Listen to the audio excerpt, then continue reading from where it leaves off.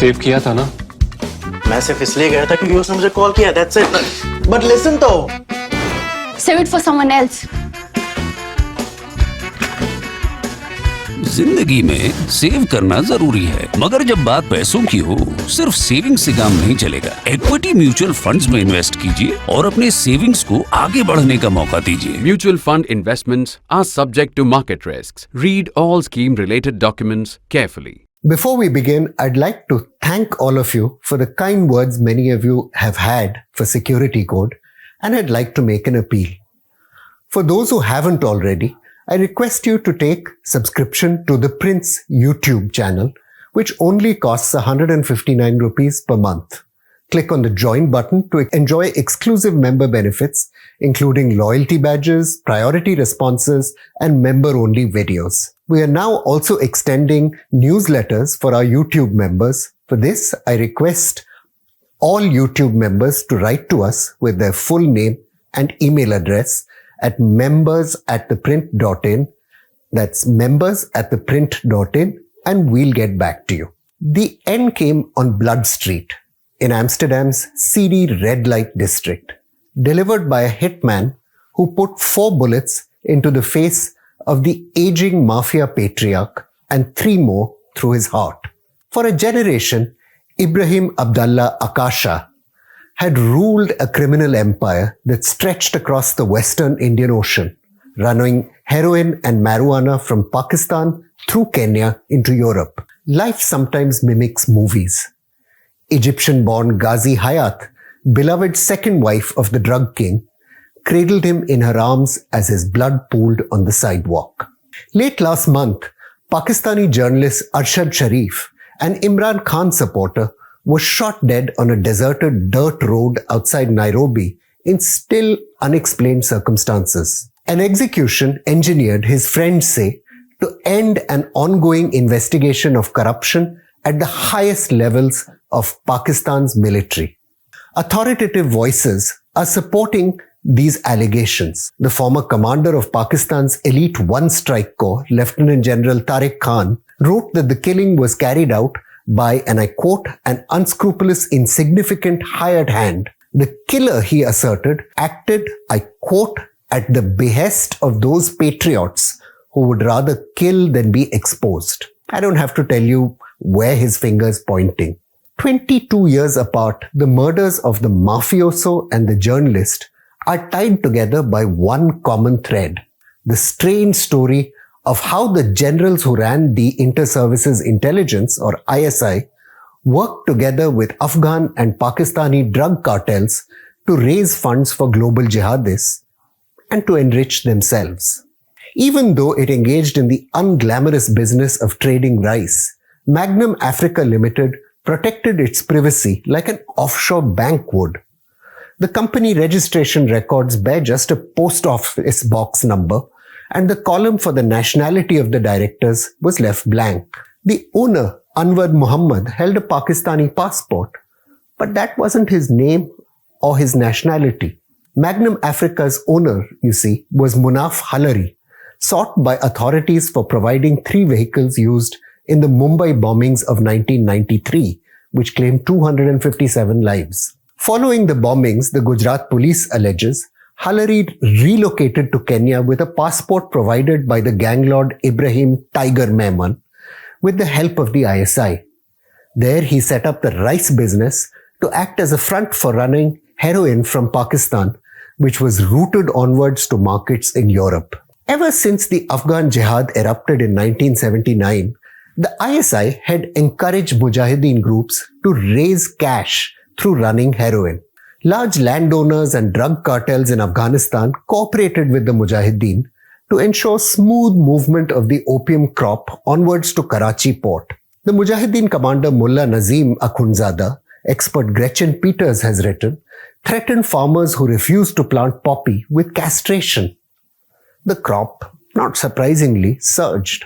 The regime of military ruler General Muhammad Zia-ul Haq in Pakistan, expert David Winston recorded in a study published by the North Atlantic Treaty Organization, engaged heavily in the heroin trade. Zia, he wrote, fostered an ecosystem of government protection of heroin dealers, government officials profiting off the heroin trade, and significant political influence of heroin syndicates in the government. After the assassination of General Zia, the ISI continued to tap drug money to pay for its growing operations in Kashmir. Former Prime Minister Nawaz Sharif would later allege that he had been approached by Chief of Army Staff Lieutenant General Mirza Aslam Beg and ISI Director General Asad Durrani to authorize large-scale drug deals to fund what he called a series of covert military operations in desperate need of money. The United States chose to look the other way because it was focused on defeating the Soviet Union in Afghanistan and needed the ISI's help. The director of the Central Intelligence Agency's Afghan operations, Charles Cogan, later told journalist Loretta Napoleoni that the US sacrificed its war on drugs to win the Cold War. 2 kilograms of heroin packed into his suitcases, the tall young man made his way through transit at Frankfurt Airport. The son of a free-spirited American socialite and a Pakistani broadcaster, one eye blue, the other brown, bearing striking evidence of his mixed heritage, David Coleman Headley hoped ferrying drugs from Pakistan to the US would solve mounting financial problems. The Drug Enforcement Agency, or DEA, had other ideas though. Headley received a 4-year prison sentence in 1988. Early in 1997, the DEA arrested Headley again, this time releasing him only after he signed up as an informant.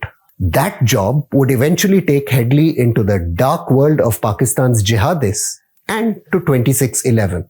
A new generation of poppy entrepreneurs like Headley was setting up businesses around the world at the same time. Most important of them, Dawood Ibrahim, lieutenants like Halari, who had fled India after the 1993 bombings. Ethnic Asians with ties of kinship and trade to Karachi and often involved in smuggling gold or consumer electronics provided the backbone of this expansion, expert Simone Hazem records. The Akasha and Tahir Sheikh Saeed family in Kenya, Ali Khatib Haji Hassan in Tanzania, Ghulam Rasul Moti and Muhammadi Rasul in Mozambique. These little empires of drugs mushroomed across the East Africa coast. The Taliban's rule in Afghanistan saw a dramatic surge in heroin production. Early on, the trafficking lines to Europe ran north through Iran into eastern Turkey and from Central Asia into Russia. The Dawood cartel, though, pushed south into the Indian Ocean, using the services of traffickers like Mir Yaqub Bizenjo, a vocal supporter of former military ruler General Parvez Musharraf, who was named as head of one of the world's 4 top cartels. Faced with growing pressure from the US, former Prime Minister Benazir Bhutto occasionally threw Washington a bone or two, extraditing notorious traffickers like Muhammad Anwar Khattak and Mirza Iqbal Beg. Islamabad, though, became mired in drug money. Waris Khan Afridi, appointed Minister for Tribal Affairs by Bhutto, was later arrested for trafficking heroin. Haji Ayub Afridi, once a key figure in Nawaz Sharif's Islami Jamhuri Ittihad, also played a key role in building narcotics networks.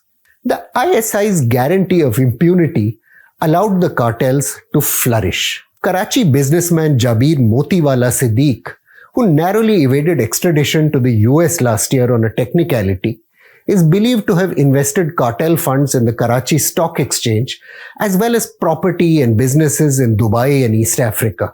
The wealth was generously shared with senior generals, Indian intelligence officials say, leading Pakistan's government to lobby hard for Siddique's release. In Karachi, journalist Ghulam Hasnain has written, Dawood capitalized on this patronage to live the high life quite openly.